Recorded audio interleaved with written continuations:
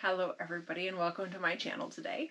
Today I'm going to be doing something a little bit different. Instead of telling you a bunch of information, I'm going to show you how to make pasta from scratch. I recently made pasta from scratch for the first time and was actually surprised at how difficult it was, because every time I had seen videos, they make it look really easy.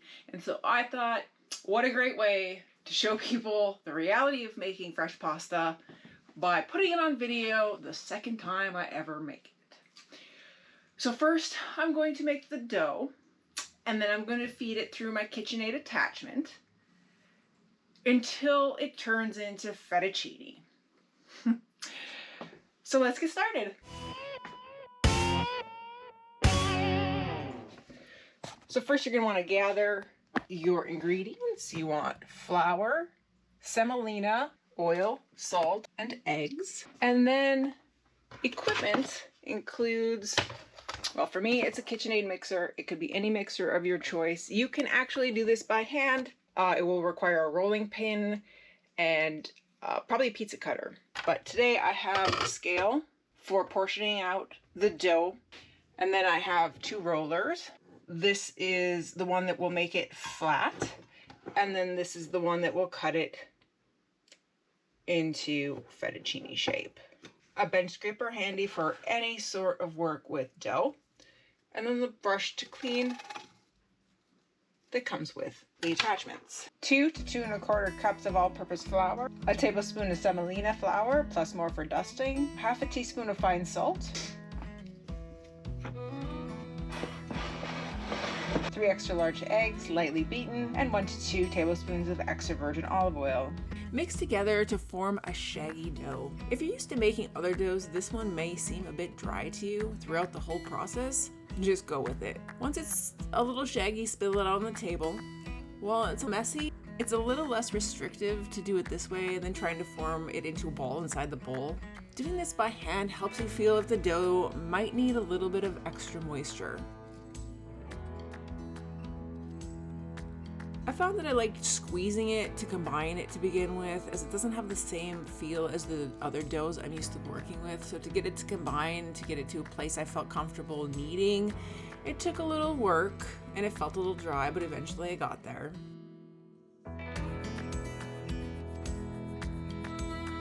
Whenever I felt it needed a little bit of moisture, I put some EVOO in my hands and worked it into the dough that way.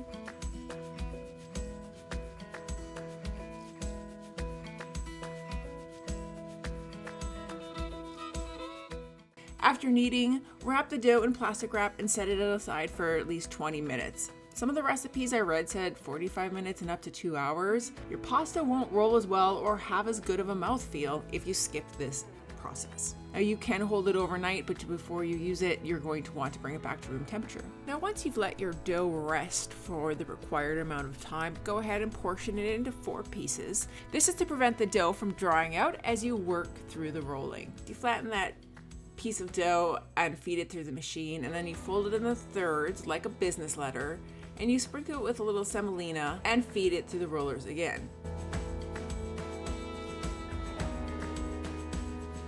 Wrong setting. Ha ha. User error.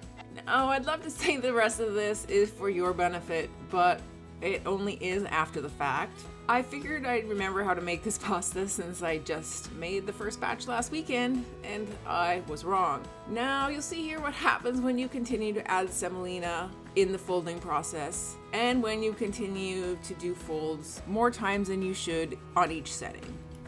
Now let's learn how to do this the proper way. So the proper move after you've done the 4 feedings on the first setting, you move the roller to the next narrow notch and you feed the dough through this setting twice.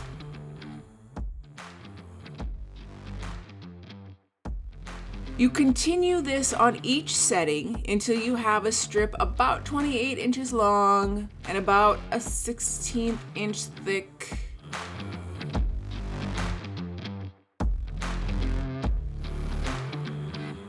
You should be able to see the shadow of your hand through the sheet. Once I figured it out, it was smooth sailing. And it actually was, for the second time I've made pasta, a very positive experience once I figured out my problem. Now you sprinkle a little semolina flour on a baking sheet and lay the pasta sheets there as you work. I found that I really like the zenness of rolling pasta if you can get past the sound of the machine. It's very satisfying to roll it through the rollers. I've never used the fettuccine attachment. To get ready to cook the pasta, you'll want a large pot full of heavily salted water that tastes like seawater, a large bowl full of ice, and a clean kitchen towel of some sort laid flat next to that. Gently cook the pasta in batches, boiling for only about 1 minute. The noodles cook quickly and should be slightly underdone, which is also known as al dente.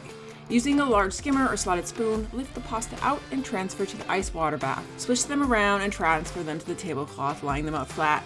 You should use them right away, but I've made a couple batches since this one, and you can pre-cook them, toss them with a little EVOO, and hold them for about an hour or so until you want to use them. All right. So as you saw, that started out rough, but the end was great.